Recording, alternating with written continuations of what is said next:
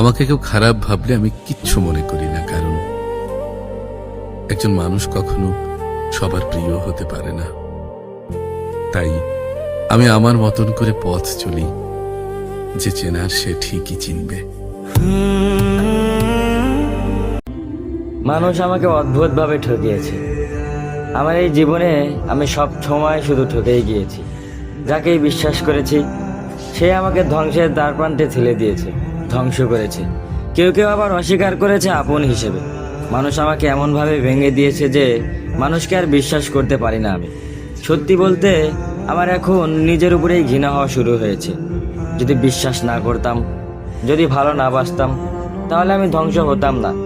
আমার এই জীবনের সবচেয়ে বড় ভুল ছিল সবকিছু হারিয়েও তোমাকে পাওয়ার ইচ্ছে করেছিলাম। সেই ইচ্ছা আমাকে প্রতিদিন কাঁদায়।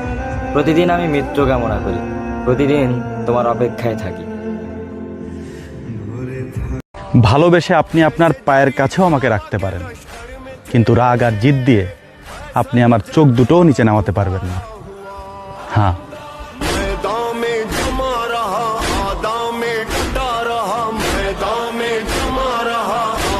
পুরুষ মানুষ যখন একটু ভালো অবস্থানে থাকে, হাতে অনেক টাকা থাকে, তখন কিছু একটা কিনতে গেলে বলে একে না দিলে কেমন দেখায়, ওকে না দিলে কেমন দেখায়। কিন্তু সেই পুরুষই যখন বিপদে পড়ে, আর্থিক সাহায্যের প্রয়োজন পড়ে, তখন সে বলে কার কাছে সাহায্য চাইব, সাহায্য করার মতো কেউই তো নেই। আসলে পুরুষ মানুষ যতই টাকা ইনকাম করুক না কেন, যদি সে ভবিষ্যতের কথা চিন্তা না করে, সে তো মরে মরেই, সাথে তার ছেলে মেয়েকেও নিয়েও মরে। তাই পুরুষ ভাইদের বলছি, সময় থাকতে সাবধান হন। মানুষের সংক্ষিপ্ত জীবনে যা পায় সেটা কেবল সাময়িক। মানুষ মূলত একা,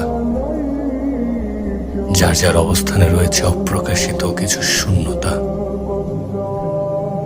বলতে না পারার মতো কিছু দুঃখ। তবুও আমরা বেঁচে থাকি, বেঁচে থাকতে হয় বলে। মানিয়ে নিতে আমরা যখন অভ্যস্ত হয়ে যাই, তখন আর কোনো কিছুই আমাদেরকে গ্রাস করতে পারে না। যদি ফুরিয়ে যায় জীবনের আলো, হারিয়ে যায় সবকিছু, রেখে আসবো একলা ঘরে যেখানে রয়েছে ঘোর অন্ধকার, সব যেন কালো। আমি তোমাকে ভালোবাসি, এই তিনটি শব্দের আসল অর্থ হলো আমি স্বেচ্ছায় আমার সমস্ত খুশি, আমার ভালো থাকা তোমার হাতে তুলে দিলাম, আর বিনিময়ে আমি হলাম তোমার সামনে পৃথিবীর সবচেয়ে অসহায় মানুষ। আমাকে চূর্ণ বিচূর্ণ করার ক্ষমতা এখন শুধুই তোমার হাতে। এখন হাসালেও তুমি, কাঁদালেও তুমি। তোমার ভালোবাসার কাছে আমি পৃথিবীর সবচেয়ে অসহায় কয়েদি।